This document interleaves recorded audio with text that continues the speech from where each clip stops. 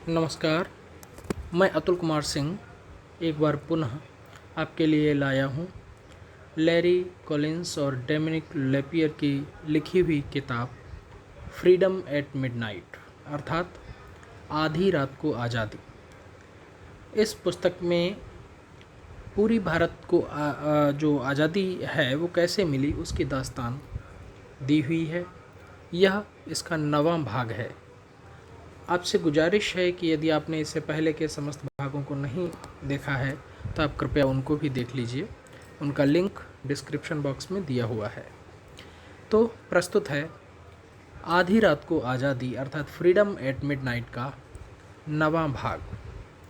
इतिहास का सबसे पेचीदा तलाक। नई दिल्ली, जून 1947।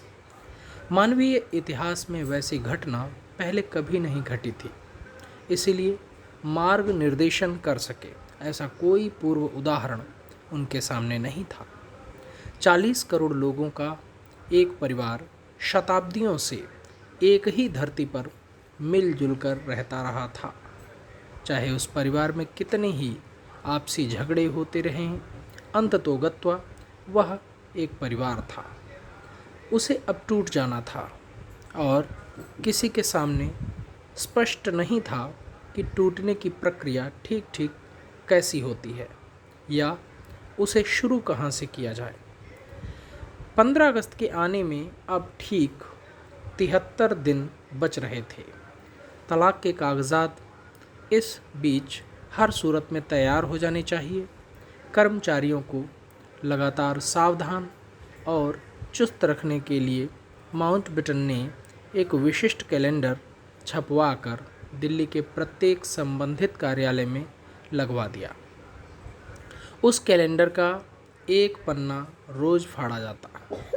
प्रत्येक पन्ने के बीचों बीच लाल घेरे के अंदर वह आंकड़ा छपा दिखाई देता जो यह बताता कि 15 अगस्त के आने में अब कुल कितने दिन शेष रह गए हैं।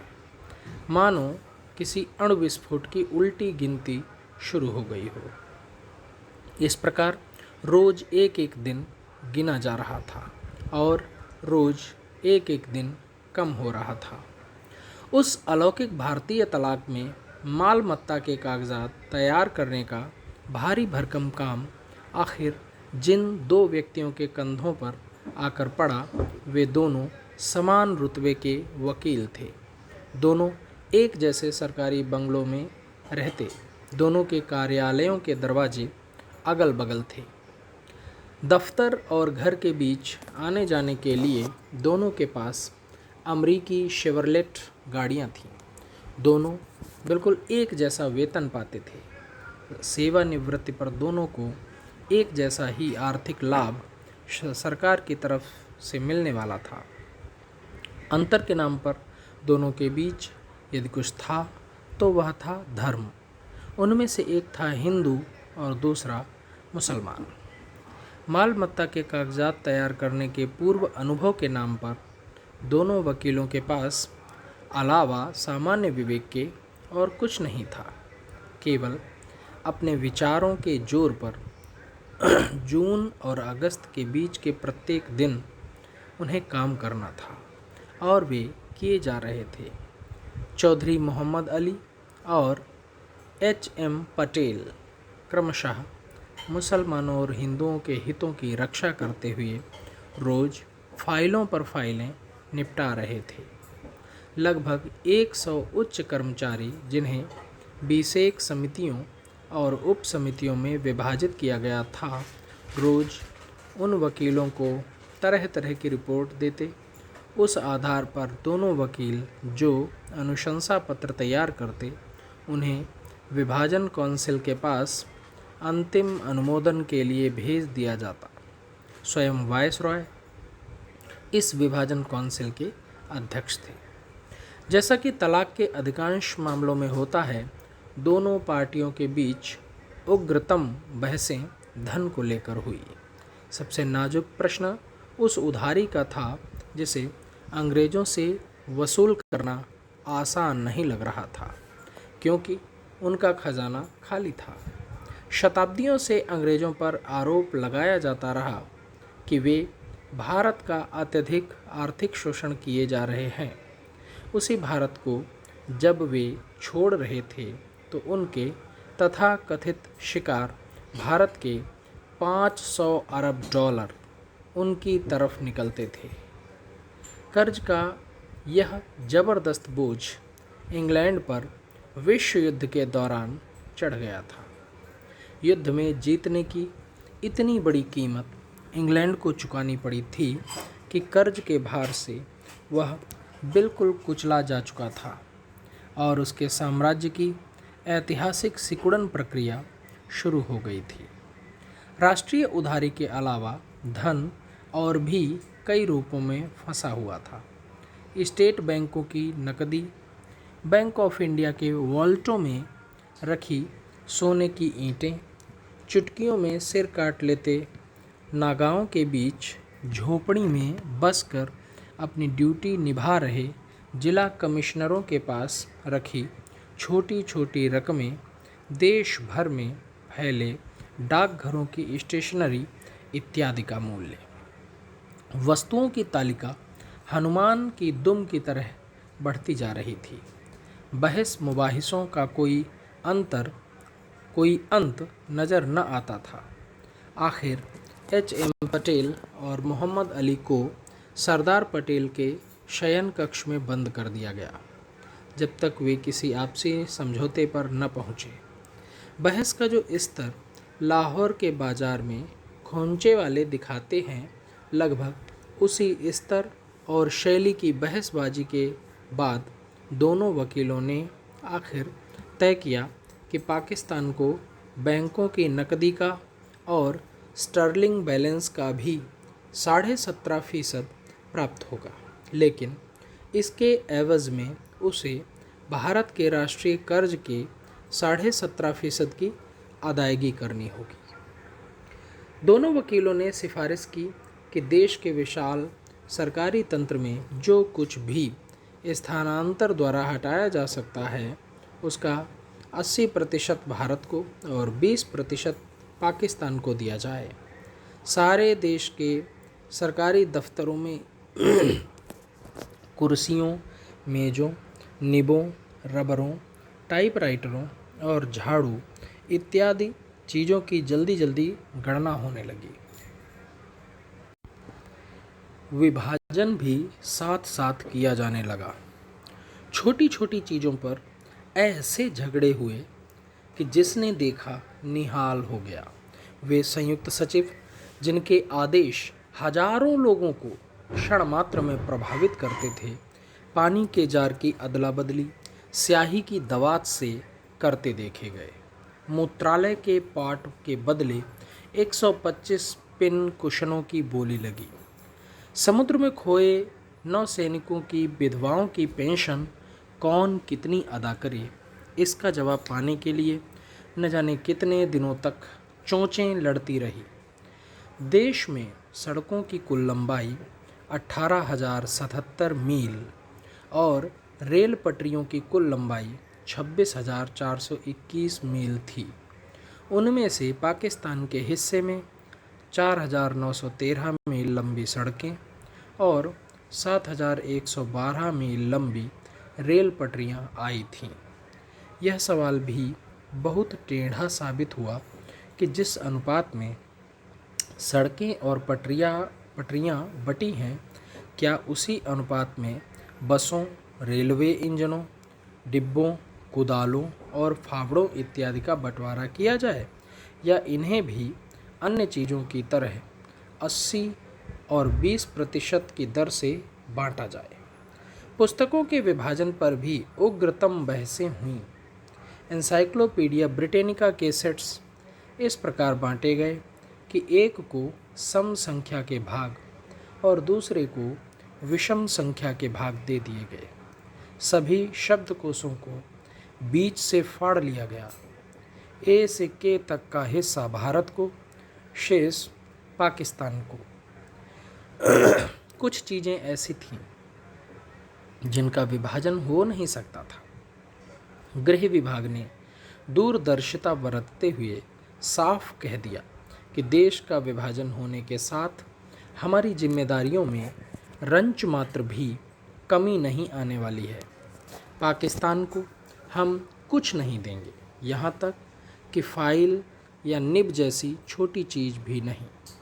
किसी भी देश की पहचान स्थापित करने के लिए डाक टिकटों और करेंसी नोटों को सामने रखना अत्यंत आवश्यक होता है।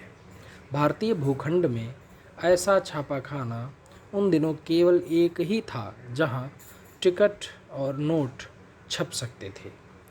भारतीयों ने उस छापे खाने का कोई हिस्सा अपने भावी पड़ोसियों को देने से साफ मना कर दिया। फलस्वरूप हजारों मुसलमानों को रबर स्टैम्प्स लेकर बैठना पड़ा, जिन्होंने भारतीय करेंसी नोटों की भारी भरकम गड्डियों पर पाकिस्तान के ठप्पे लगा लगा कर उन्हें अपने नवनिर्मित देश की मुद्रा का रूप दिया। विभाजन कैसे करें और कैसे न करें, यह प्रश्न केवल राजनीतिज्ञों को परेशान कर रहा हो सो नहीं, साधु संतों और मौलवियों आदि को भी इस प्रश्न ने परेशान कर डाला। उनकी मांगें अजब थीं और तर्क भी अजब। कुछ मुसलमानों ने मांग की कि ताजमहल को तोड़कर पाकिस्तान ले जाना और वहां फिर से निर्मित करना चाहिए, क्योंकि उसका निर्माण आखिर एक मुगल ने किया है। हिंदू साधु जिद पकड़कर बैठे कि सिंधु नदी के कगार पर हमारे पवित्र वेदों की रचना 2500 वर्ष पहले हुई थी। सिंधु नदी हम पाकिस्तान को नहीं दे सकते, भले ही वह उसके बीच से बहने जा रही है। इंग्लैंड की जिस शक्ति ने भारतीय भूखंड पर शासन चलाया था, उसके सबसे शोख स्मारकों पर कब्जा कर लेने की उत्सुकता दोनों पक्षों में थी। ऐसा ही एक स्मारक था वायसरॉय की सफ़ेद सुनहरी ट्रेन, जो भारत के हिस्से में आई। इसके एवज़ में भारतीय सेना के कमांडर इन चीफ और पंजाब के गवर्नर की सभी निजी कारें पाकिस्तान को दी गईं। वायसरॉय के अस्तबल के सामने जो बंटवारा हुआ, उसके महत्व को भी नकारा नहीं जा सकता। शानदार घोड़ों से खींची जाने वाली उन 12 बग्घियों पर दोनों देशों की नज़र थी। बिलाशक वे 12 बग्घियाँ निहायत खूबसूरत थीं। उन पर सोने चांदी की जान मारू डिज़ाइनें जड़ी हुई थीं। उनके चमकीले जीन और जीन पोश, उनकी मुलायम लाल गद्दियाँ, उनका सब कुछ ऐसा सुंदर, रोमांचक, सनसनीखेज और ईर्ष्या जगाने वाला था कि अंग्रेज़ों की गुलाम प्रजा ने उन्हें हमेशा दीदे फाड़ कर देखा। उन 12 में से किसी न किसी बग्घी में भारत आने वाला हर प्रमुख विदेशी मेहमान बैठ चुका था। शाही परिवार का जो भी व्यक्ति भारत आया सैर करने चाहे शासन करने, उसने उसकी सवारी का आनंद लिया। प्रत्येक वायसरॉय उन 12 में से सर्वश्रेष्ठ बग्घी में बैठकर राजधानी की सड़कों पर निकल चुका था। 6 बग्घियों की सजावट सोने से और 6 की चांदी से की गई थी। 6 के उन सेटों को यदि तोड़ना पड़ा तो यह सचमुच एक दुखद बात होगी, दोनों पार्टियों ने महसूस किया। अब सवाल यह पैदा हो गया कि कौन सा देश सोने के काम वाली बग्घियाँ पाए और कौन सा चांदी के काम वाली। सवाल मामूली था, लेकिन उसका जवाब पाने के लिए जो तरीका आजमाया गया वह निहायत मामूली था। उन्होंने सिक्का उछाल कर देखा। इस प्रकार भाग्य ने फैसला कर दिया कि सोने के काम वाली जो बग्घियाँ दिल्ली की सड़कों पर निकलती रही थीं, आज़ादी के बाद भी वे दिल्ली की सड़कों पर ही निकलती रहें। बग्घियों का वह बंटवारा वायसरॉय के एक एडीसी पीटर हॉब्स की देखरेख में हो रहा था। हॉब्स ने जीन बांटे, जीन पोश बांटे, कोचवान के बूटों, विंगों और पोशाकों के अलावा चाबुकों का भी बंटवारा हॉब्स ने कर दिया। आखिर वह चीज़ पीटर हॉब्स के सामने आई जो मात्र एक थी, वायसरॉय की अपनी बग्घी का हॉर्न। अस्तबल की तमाम चीज़ों के बीच वह हॉर्न एकमात्र ही था। उसका बंटवारा कैसे किया जाए? पीटर हॉब्स सोच में पड़ गया। बेशक वह फिर से सिक्का उछाल सकता था, लेकिन तभी उसके दिमाग में एक और विचार आया। हॉर्न उठाकर वह दोनों पार्टियों के सामने खड़ा हो गया और चिल्लाकर बोला, हॉर्न केवल एक है, मैं इसे काट नहीं सकता। मेरा ख्याल है कि यह उलझन केवल एक ढंग से सुलझ सकती है, क्यों न इसे मैं ही रख लूं? और वह गहरी मुस्कान के साथ हॉर्न को बगल में दबाकर अस्तबल से निकल गया। बात केवल नोटों, कुर्सियों और पुस्तकों के बंटवारे की नहीं थी। हड़बड़ी से ओतप्रोत उन गर्म सप्ताहों में उच्च सरकारी अफसरों, सैनिक अधिकारियों, चपरासियों, रसोइयों, बाबुओं, भंगियों आदि का भी बंटवारा किया जाना था। सबको एक फॉर्म भरने को के लिए दिया गया कि वे भारत सरकार की सेवा में रहने चाहते हैं या पाकिस्तान सरकार की। जैसा जिसने चाहा उसी हिसाब से किसी को इधर और किसी को उधर रवाना किया जाने लगा। अंग्रेजों ने भारत में जिस सर्वाधिक गौरवमय संस्था का निर्माण और विकास किया था, उसका नाम था भारतीय सेना। उसमें 12 लाख व्यक्ति समाये हुए थे। हिंदू, मुसलमान, सिख, ईसाई, गोरे, काले, गेहुए, हर जाति और रंग के व्यक्ति भारतीय सेना में थे। ये एक दूसरे को इतना ज़्यादा चाहते थे कि मानव मात्र के प्रति प्रेम की वैसी कोई मिसाल अन्यत्र ढूंढनी असंभव थी। उन सिपाहियों और अफसरों को अपना धर्म याद ही नहीं था। इसीलिए जब धर्म के आधार पर उनका बंटवारा हुआ तो हृदय विदारक दृश्य सामने आए। 1945 में भारतीय सेना 25 लाख शूरवीरों को एकता और स्वामी भक्ति के सूत्र में बांधे हुए थी। द्वितीय विश्व युद्ध में इस जबरदस्त सेना की टुकड़ियां अपने गोरे शासकों के हित के लिए इटली, बर्मा और पश्चिम मरुस्थल में अद्भुत शौर्य का परिचय देते हुए लड़ी। इंग्लैंड में अंग्रेज बच्चों को कहानियां सुनाई जाती कि भारतीय सेना के सैनिक कितने वीर और कितने स्वामी भक्त हैं। 2 साल बाद 1947 में भारतीय सेना काफ़ी कुछ सिमटकर केवल 12 लाख व्यक्तियों की रह गई थी, लेकिन उसकी वीरता में, एकता में, आपसी प्रेम संबंधों में कहीं कोई परिवर्तन नहीं था। आप अपनी सेवाएं भारत में जारी रखेंगे या पाकिस्तान जाएंगे? इस प्रश्न का उत्तर देना हिंदुओं और सिखों के लिए कतई मुश्किल नहीं था। न तो जिन्ना उन्हें अपनी सेना में जगह देना चाहते थे और न वे ही जिन्ना के पाकिस्तान में बसने को उत्सुक थे। हृदय विदारक उलझन अगर किन्हीं के सामने आई तो सेना के मुसलमानों के सामने। जिन मुसलमानों की जन्मभूमि देश के टुकड़ों के बाद भारत की सीमा में रह जाने वाली थी, उनके लिए यह एक विकट सवाल था कि क्या करें। जिस धरती के साथ पीढ़ी दर पीढ़ी की लगन लगी हुई है, उसे छोड़ कैसे दें? काम धंधा, घर बार, माल असबाब सब छोड़कर चले कैसे जाएं? पाकिस्तान की सेना में उनका भविष्य कितना सुरक्षित है? वहाँ उनकी स्वामी भक्ति को केवल इस आधार पर सच्चा मान लिया गया है कि वे मुसलमान हैं, लेकिन भारत में भी उनका भविष्य किस सीमा तक सुरक्षित माना जाए? यहाँ मुसलमान पहले से ही अल्पसंख्यक थे। पाकिस्तान बनने के बाद तो वे और भी अल्पसंख्यक हो जाएंगे। क्या मुसलमान विरोधी जनभावना उन्हें कुचल नहीं डालेगी?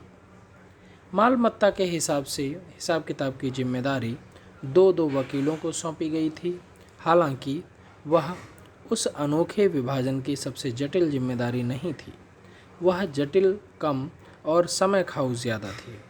सर्वाधिक जटिल न होने के बावजूद उसका निर्वाह 2 व्यक्ति मिलकर कर रहे थे, जबकि सर्वाधिक जटिल समस्या जिसे सौंपी गई वह अकेला था। उसका नाम था सर सिरिल रेडक्लिफ। कुछ व्यक्ति पहली नज़र में ही साधु या बदमाश लगने लगते हैं। रेडक्लिफ एक ऐसा व्यक्ति था जो पहली नज़र में होशियार महसूस होता। उसका अधिकांश समय लंदन के न्यू स्क्वायर में स्थित अपने लॉ चैम्बर में बीता करता। कानून की डिग्री उसने ऑक्सफोर्ड से पाई थी। प्रथम श्रेणी में उसे ऑल सोल्स फेलोशिप भी मिली थी। उसे इंग्लैंड का सबसे तेज तर्रार बैरिस्टर माना जाता था।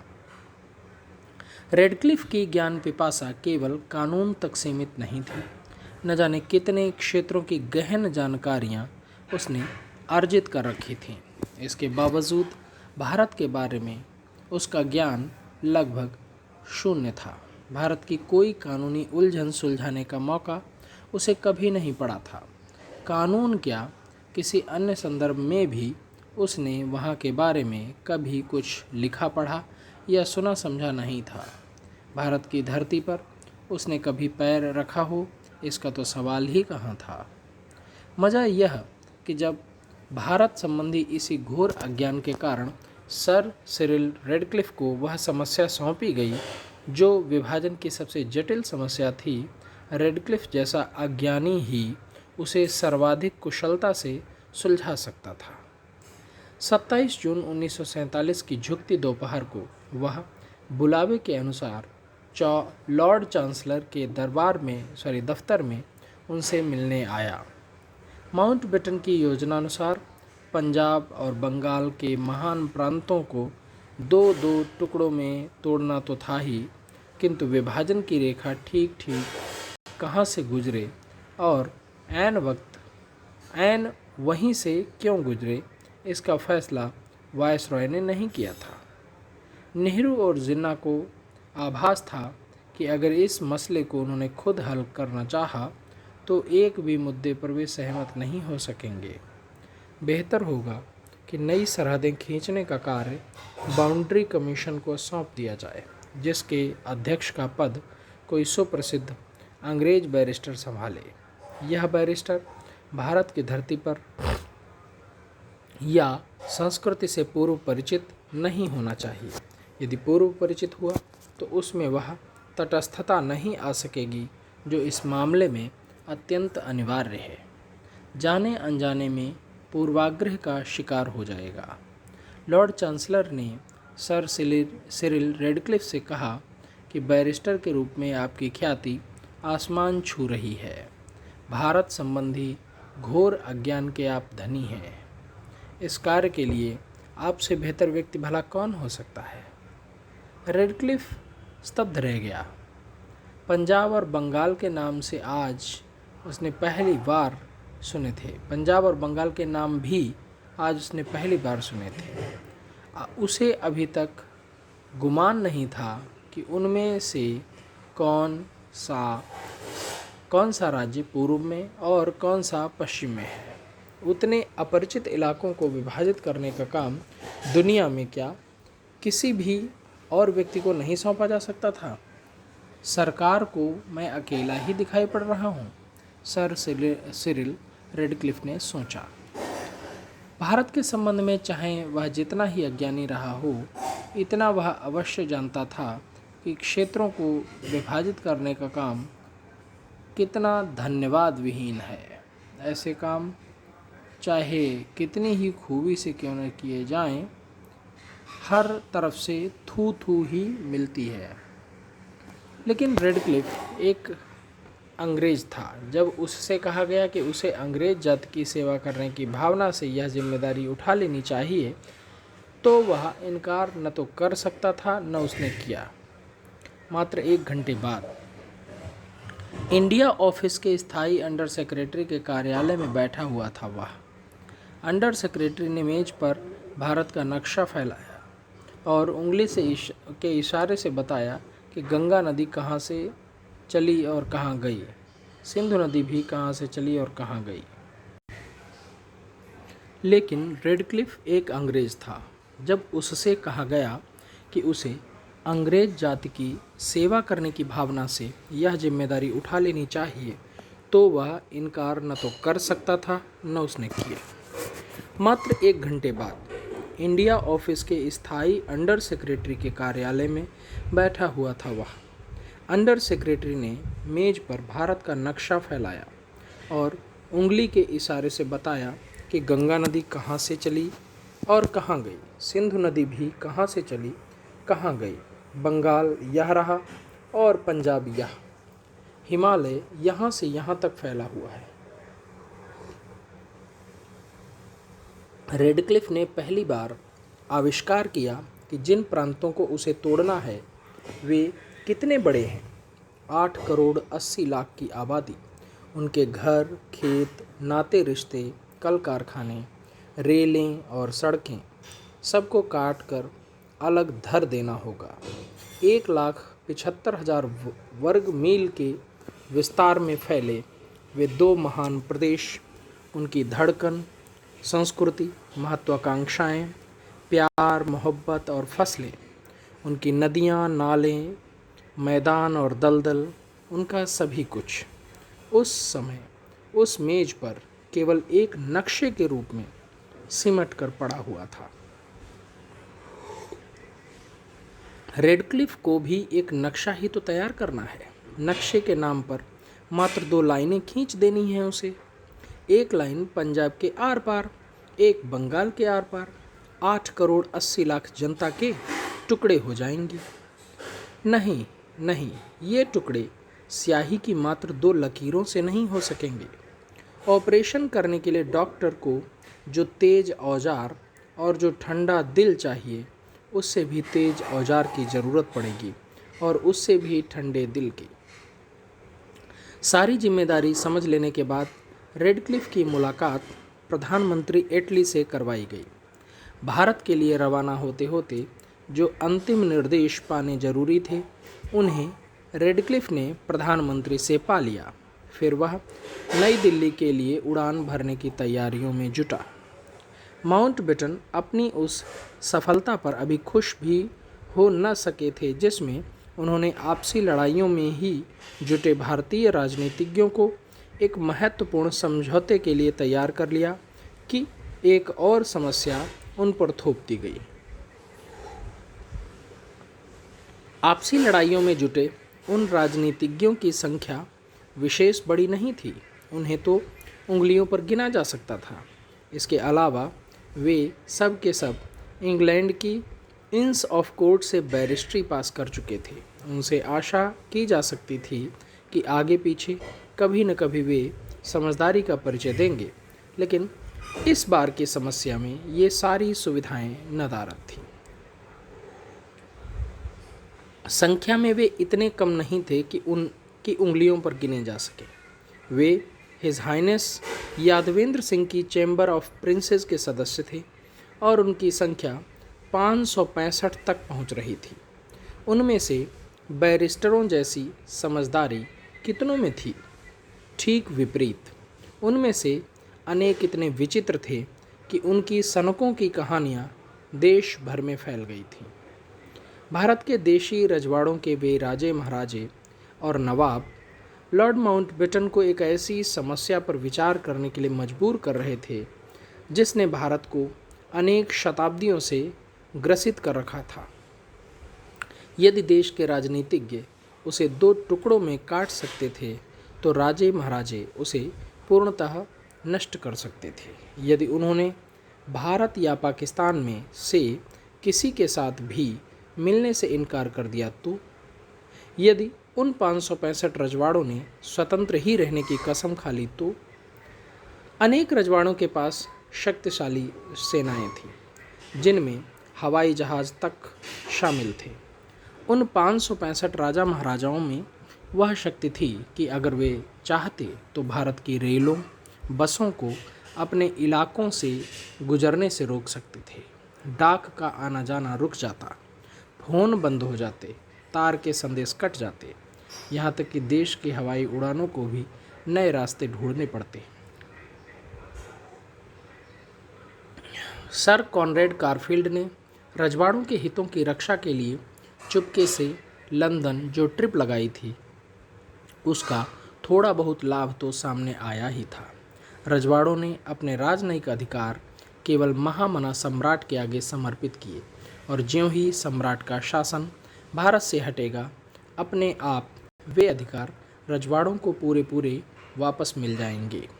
सर कारफील्ड के इस तर्क को लंदन के राजनीतिज्ञों ने सैद्धांतिक रूप से सही माना था,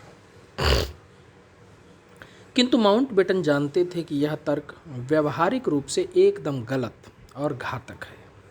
इसे स्वीकार करने का अर्थ होगा भारत की हत्या। दूसरी ओर जो बात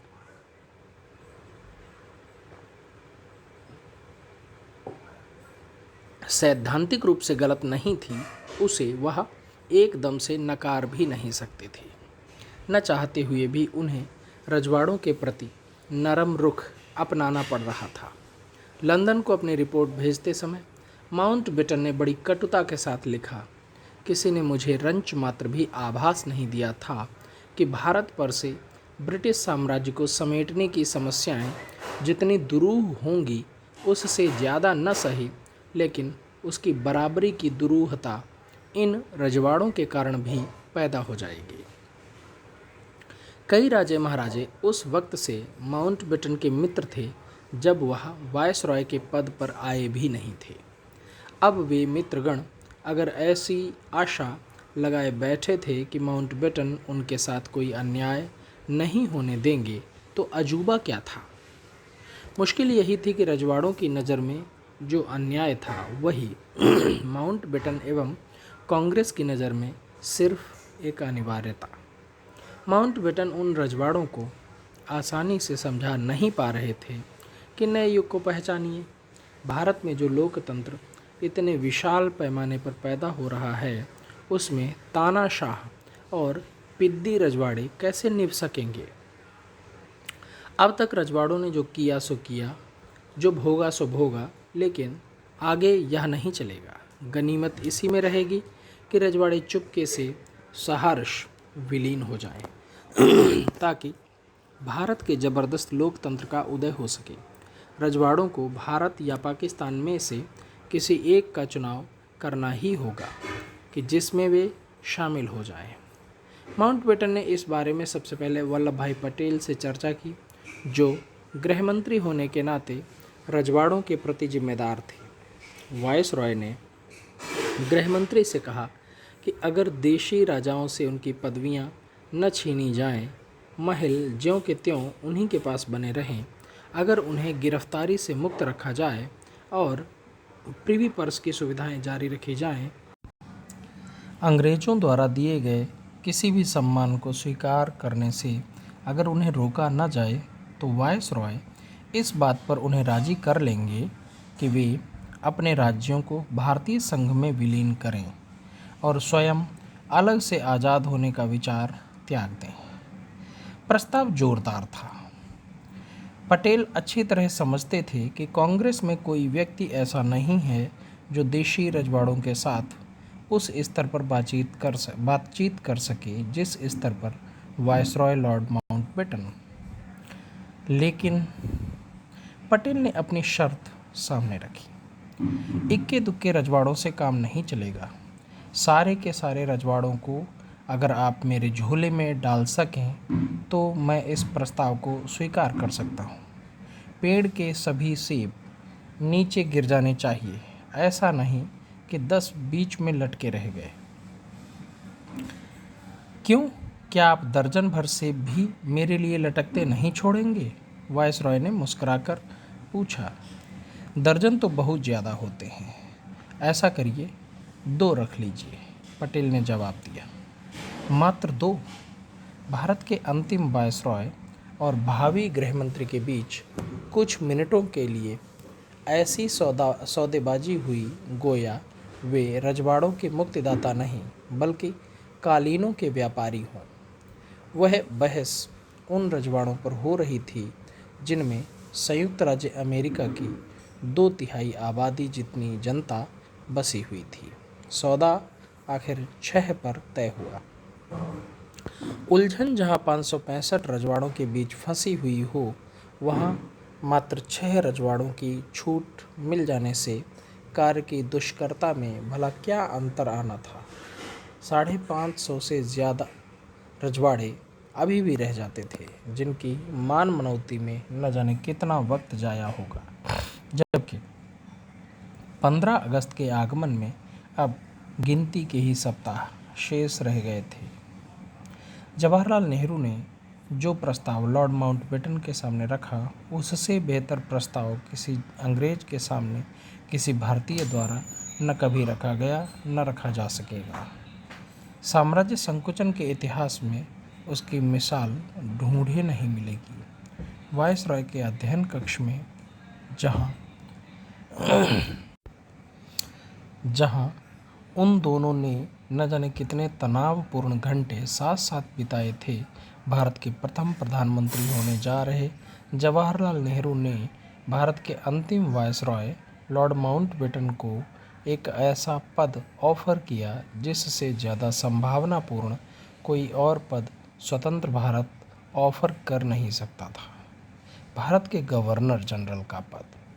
यह ऑफर उस व्यक्ति को दिया जा रहा था जिसने उस सिंहासन पर बैठने का अधिकार पाया था, जिसे हिला देने के लिए असंख्य भारतीयों ने वर्षों संघर्ष किया था। एक तरह से भारत ने जो राजनीतिक सत्ताएं वायसरॉय से छीनी थीं, उन्हीं सत्ताओं को उसी वायसरॉय पर वापस न्यौछावर करने के लिए वही भारत प्रस्तुत हो रहा था। नेहरू जी का वह प्रस्ताव पूर्णतया मौलिक नहीं कहा जा सकता। उनके प्रतिद्वंद्वी जिन्ना के एक सुझाव में उसकी जड़ें थीं। जिन्ना ने माउंटबेटन से आग्रह किया था कि वह 15 अगस्त के बाद भी यहीं इसी देश में बने रहें, सर्वोपरि न्यायाधीश जैसी हैसियत से।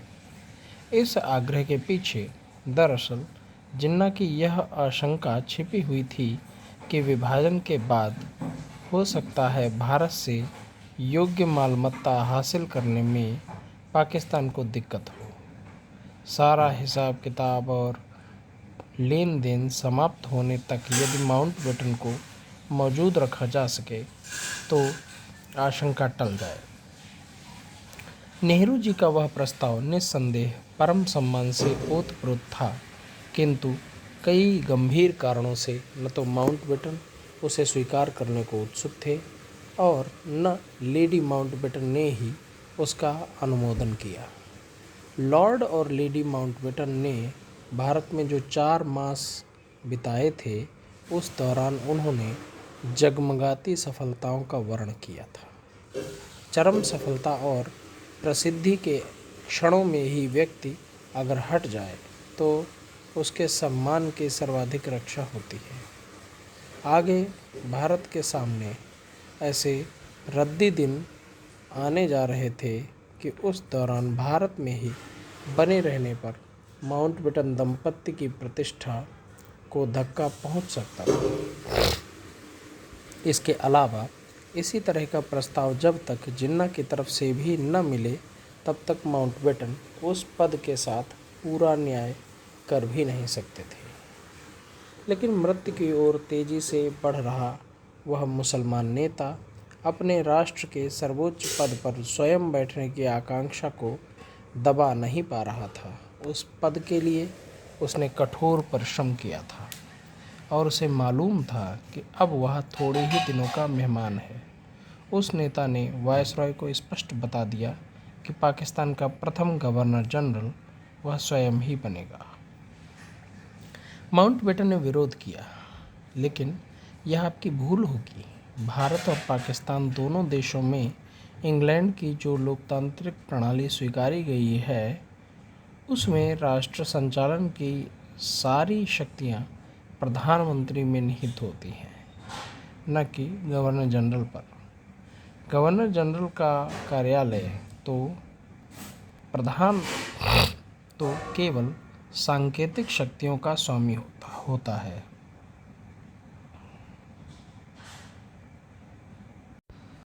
तो आज के लिए इतना ही। इसका अगला भाग मैं शीघ्र ही लेकर प्रस्तुत होऊंगा। तब तक के लिए आप सभी को बहुत बहुत धन्यवाद।